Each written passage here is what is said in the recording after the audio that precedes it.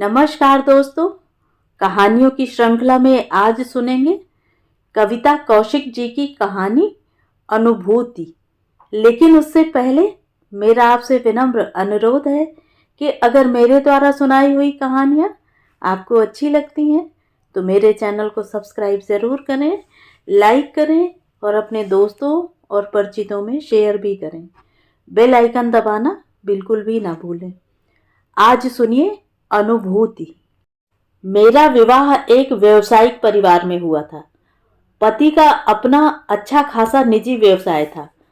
घर में ईश्वर का दिया सब कुछ था, इसलिए मैंने कभी नौकरी करने का विचार नहीं किया था। घरेलू कामों से फुर्सत पाकर कभी अखबार लेकर बैठ जाती तो कभी टीवी पर कोई कार्यक्रम देख लेती। इसी प्रकार समय बीत जाता। एक दिन अचानक अखबार पढ़ते हुए नजर एक पन्ने पर ठहर गई। अखबार में मेरी एक सहपाठिन की फोटो छपी थी, कोई पुरस्कार लेते हुए। मैं अखबार खोलकर वह खबर पढ़ने लगी। पढ़ते पढ़ते कब मैं पुरानी यादों में खोती चली गई, पता ही नहीं चला। वह अनु थी। हमारे गांव में उसकी माँ हमारे विद्यालय में अध्यापिका थी। सभी उन्हें बहन जी कहकर पुकारा करते थे। हर व्यक्ति के सुख दुख में साथ देना उनकी आदत थी। शायद उनकी इसी आदत के कारण सब उनका बहुत आदर सम्मान किया करते थे। हमारी अम्मा बताया करती थी कि बहन जी अपने परिवार की सबसे बड़ी बेटी थी।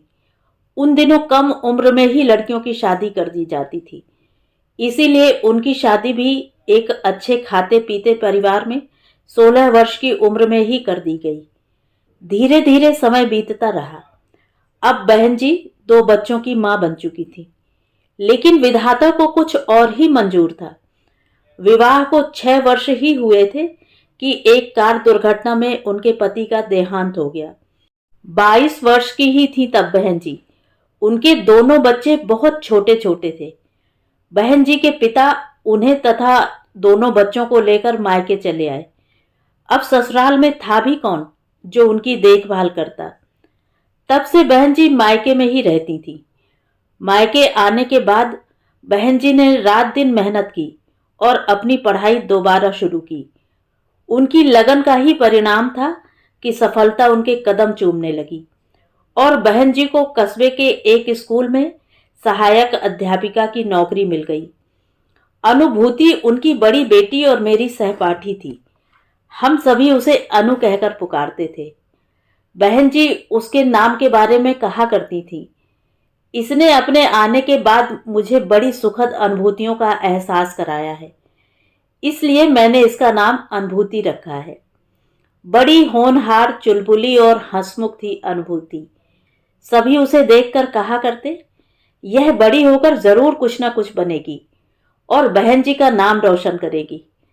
हम सब साथ खेलते कूदते कब हाई स्कूल में आ गए पता ही नहीं चला।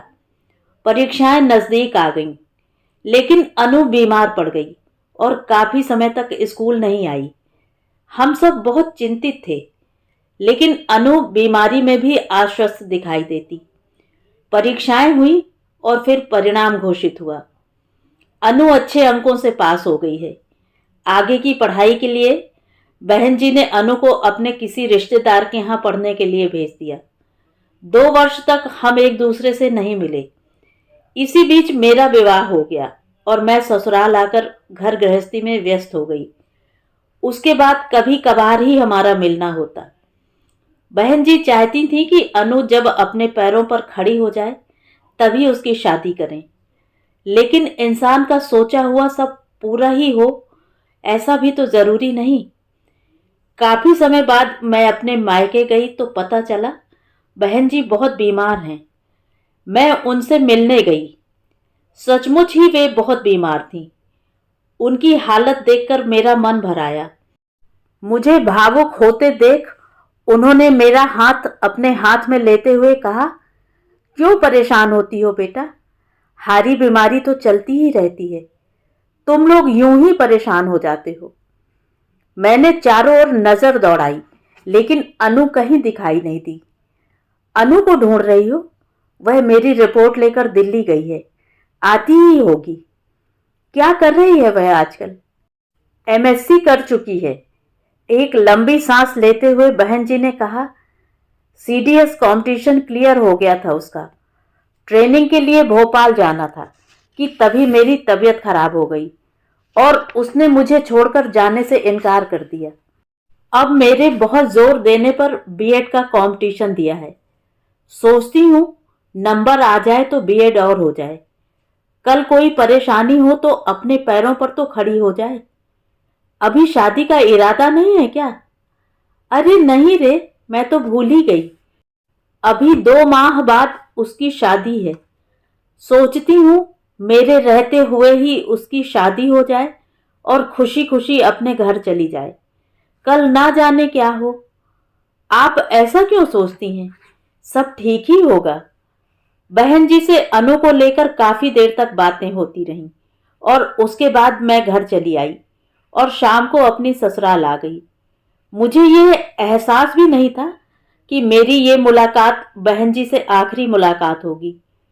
कुछ दिन बाद पता चला कि अनु की शादी से पहले ही बहन जी इस दुनिया से विदा हो गईं और परिवार वालों ने उसकी शादी भी कर दी है। समय तीव्र गति से चलता रहा।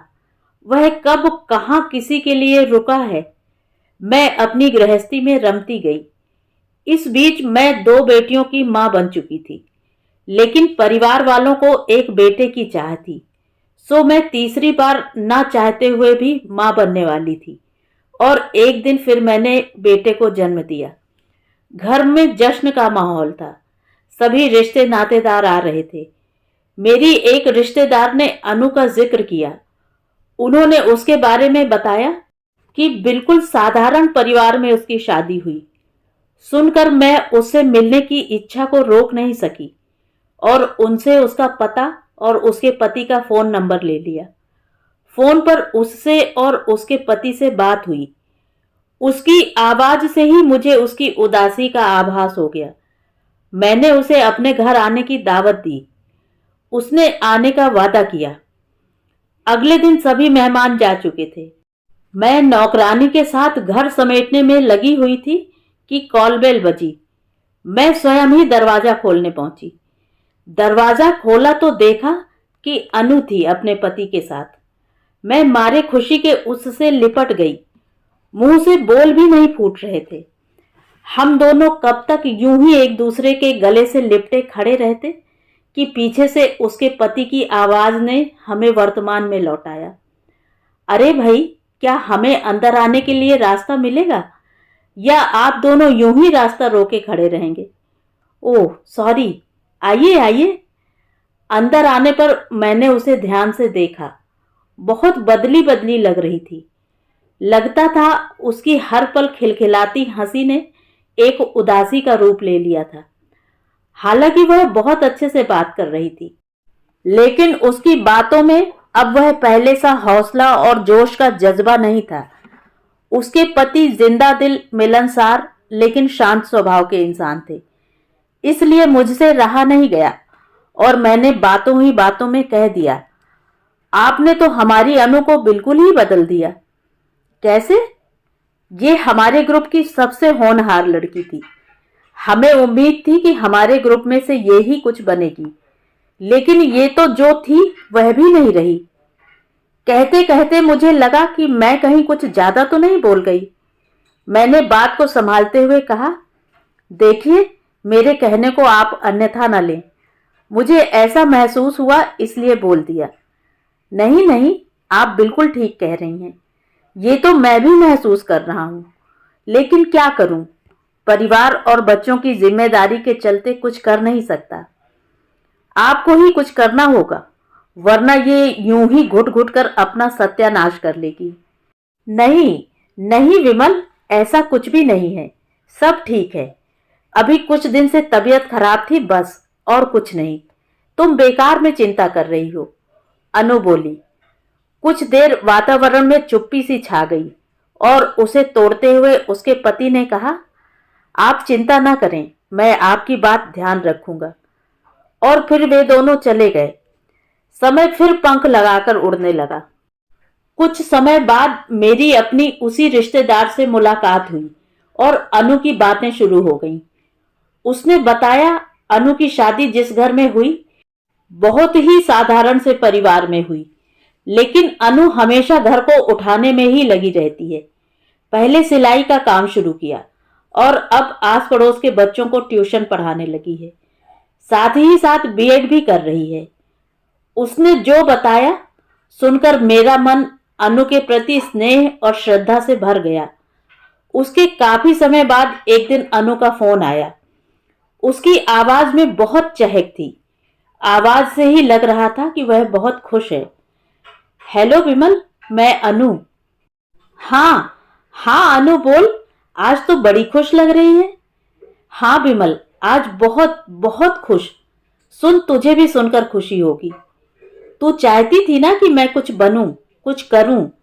तो सुन, मुझे इंटर कॉलेज में जॉब मिल गई है। आज ही मैंने ज्वाइन किया है।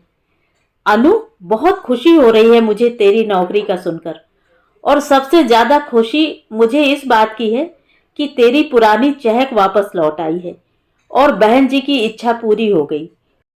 हाँ विमल, अगर आज मम्मी होती तो बहुत खुश होती। चल ठीक है, फिर बात करती हूँ। यदा कदा उससे बात होती रही। टीचिंग के साथ उसने लिखना भी शुरू कर दिया। बहुत कुछ खोने के बाद आज उसे अपनी मेहनत का अवार्ड मिल रहा था। उसी की सूचना अखबार में छपी थी, जिसे पढ़कर मैं भी एक सुखद अनुभूति से भर उठी थी। तो ये थी कहानी। कहानी आपको कैसी लगी कमेंट करके ज़रूर बताएं।